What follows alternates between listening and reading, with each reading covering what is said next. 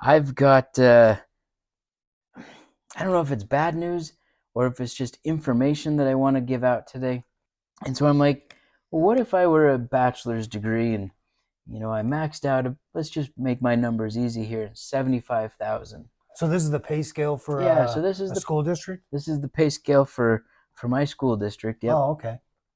And I'm like, master or a bachelor's degree, we can max out at 75. It's going to take you a couple of years to get there. Sure. And then you could hit that a little bit earlier here as in the master's program, right? But I'm like, 75 kind of seemed a doable number, right? Whether you're in bachelor's or in the master's, you'll get there, Oh, yeah. right? Even if you do or BA 20, you'll get there a little bit quicker. Absolutely. So Okay. that's kind of my starting point. Here's what I was kind of thinking. Why does it feel like I'm still living paycheck to paycheck, even if I'm making $75,000? Okay, so I'm going to go through this information here, and this is all based on the Colorado averages here. I did a little research, so that's where these numbers are coming from. So the average person bringing in 75,000, we have to subtract our taxes. That's the big one right off the top. And if you're making 75,000, we have to subtract $18,237, which actually gives us $56,764. This is the number that we're actually bringing home. Now, as a teacher, once again, here in Colorado, in my district, we are fortunate enough to be able to be paid monthly. So we're going to divide this by 12. What's my paycheck? So this would actually be $4,730 take home. Brian and I, we've done this video before where it's don't spend 50% of your income on housing. See what you can do to minimize that. And during the research here, I looked up Colorado medians and they gave me a range. Everything was between this and this. So I'm going to use both of these numbers just as kind of a ballpark. So the average housing costs,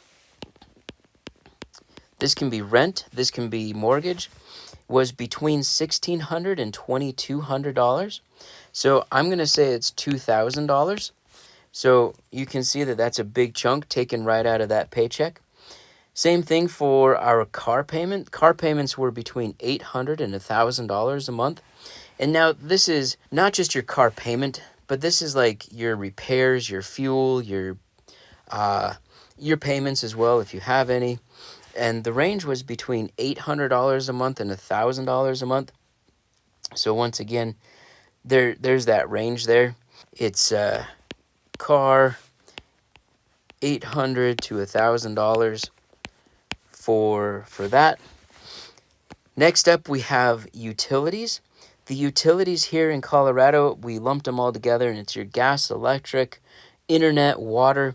And the average price for that one was $370 for your utilities. We also have health insurance. Now, as a teacher, I know that once we start adding spouses or family members, children to our insurance, it goes up quite a bit. Insurance is kind of nice. It's one of those things that has definitely saved me. Now, the range is quite a big spread here. It's between $150 to $600. So, for the purposes here, I'm just going to say that that's $275, give or take, right? Around $275, just taking a little bit of in between there. Next up is another one of our big three, which is food, but it's groceries, okay? Our groceries average is about $350. Now, I know me and my wife, we're about $300, so it's not too far off from where we're at. When my wife and I really do things tight, we have gone down to $180, $200. If you've got a bigger family, maybe this number needs to go up a little bit, right? So keep that in mind when we're looking through here. So $300 is that. Next up, we have entertainment. Now, entertainment is going out to the movies. It's going to the bars. It's going to restaurants. It's things like that. So $300 a month for your entertainment. Now, after we've gone through all of these things, we've taken our monthly paycheck and we've done all of our expenses. If you're on the low end of like your car payments here, your insurance, what you have left over is $760.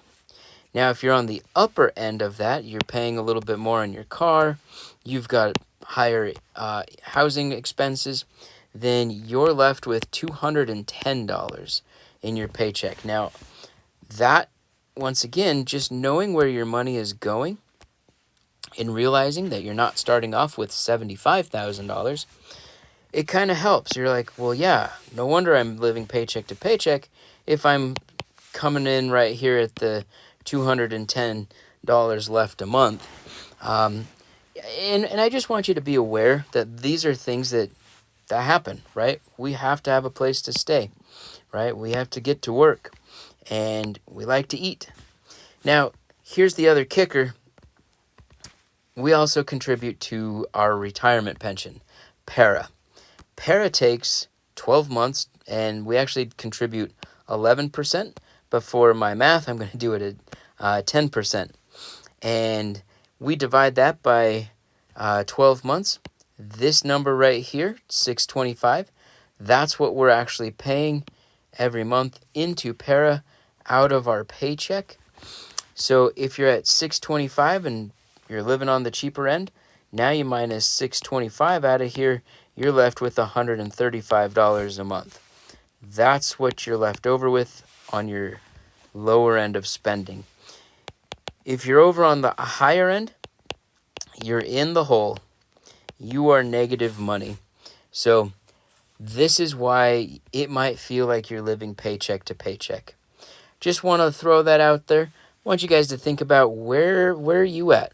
One last piece before we wrap things up here.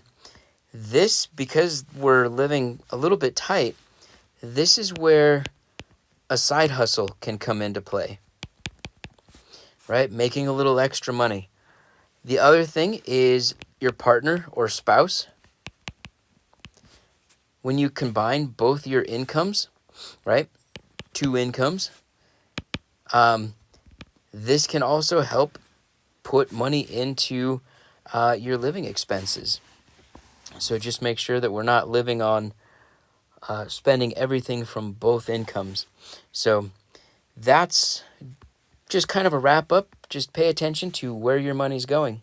Look into your budget. How do you fit in? But I just wanted to throw that out there just to have a little conversation. Let us know your thoughts in the comments below.